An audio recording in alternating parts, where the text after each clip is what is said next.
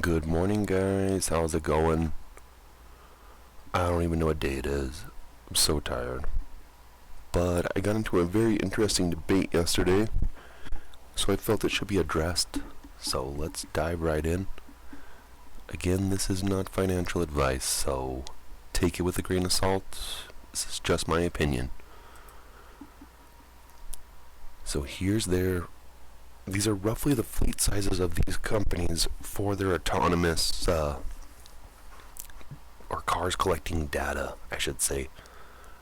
So I'm sure these numbers are different and off a little bit, but we're gonna come back to this chart as a reference. So we're gonna be talking about the FSD today.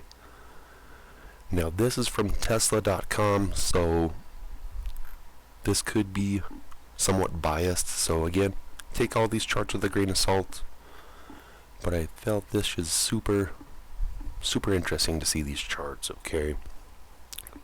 So this is the millions of miles driven before an accident occurs. Okay, so let's start at the bottom.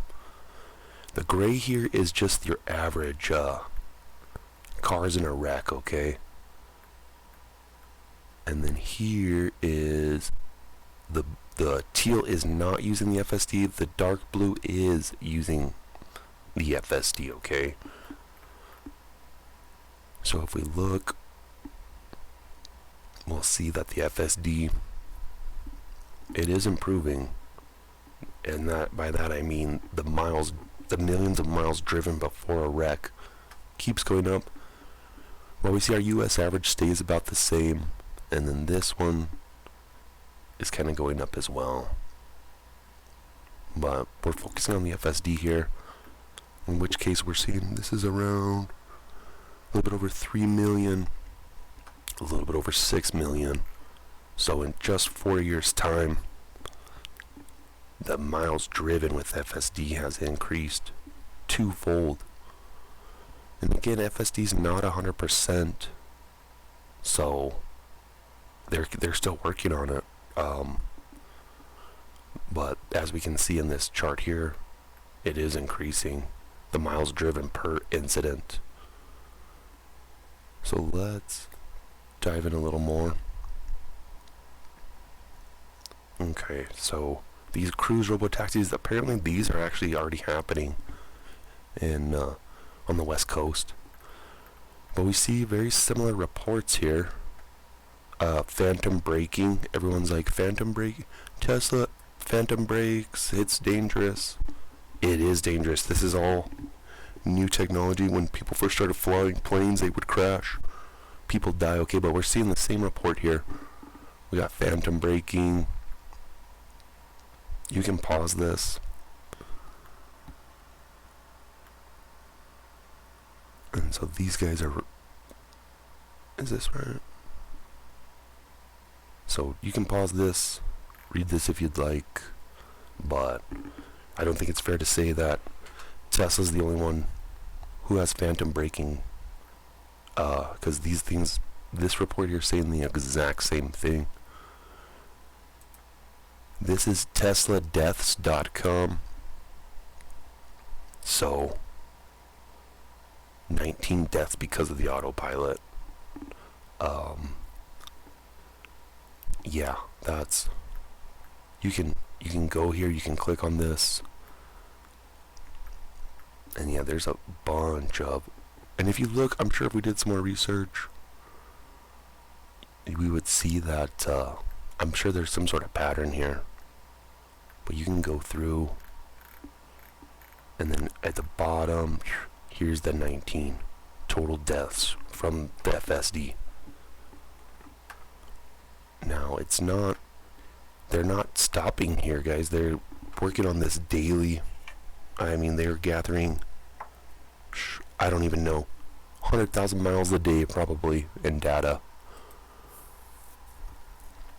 Again, we're seeing here how many miles are driven per crash, which again, if we go back, is way higher than the United States average.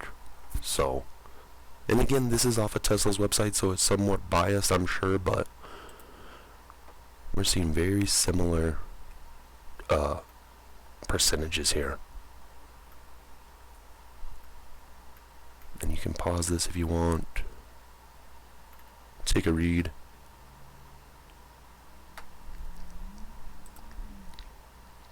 Let's see, where is that other one? It's right here. So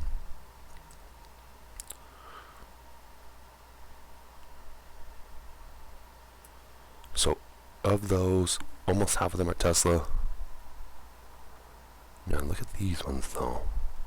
Okay, almost half of them were a Waymo crash, okay? Out of 130 was the Waymo. And again, this chart will bring it back up. And Waymo's fleet is a fraction of the size Tesla's is. But they're still a large... In that case, their percentage is higher than Tesla's for the amount of crashes that have occurred.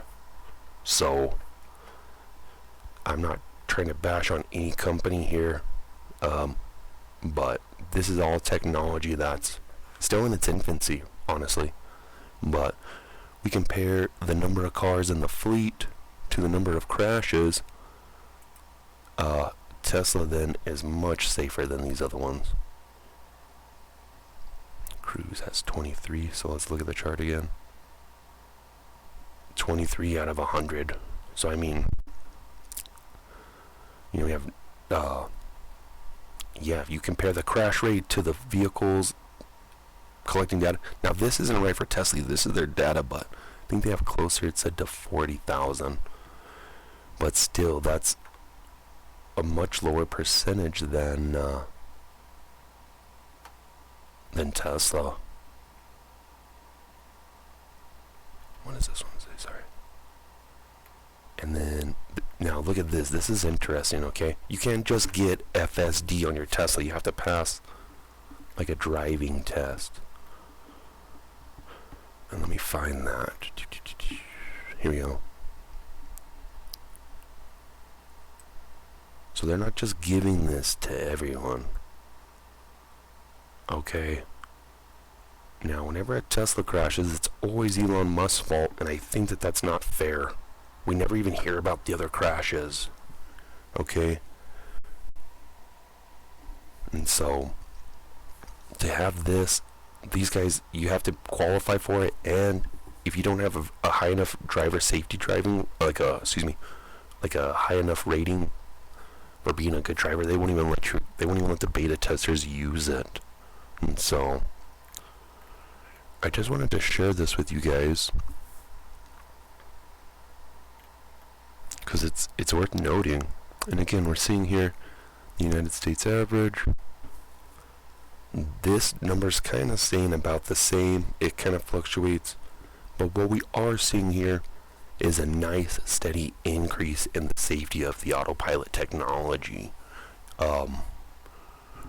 So yeah, it's not 100%, but it's obviously getting better, and we can see that here.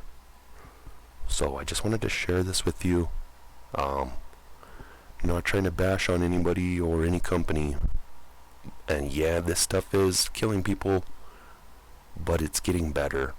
Now, if we were to cross-reference these wrecks to miles driven by drunk drivers, where would we be, guys? You know, a couple years from now, would you rather your homie drive you home drunk, or would you rather have them put it on autopilot and take you home? So, thought that'd be worth noting. You can pause these, take a look at them. If you have any questions, please let me know. Thank you guys for listening, and I hope you have an awesome day.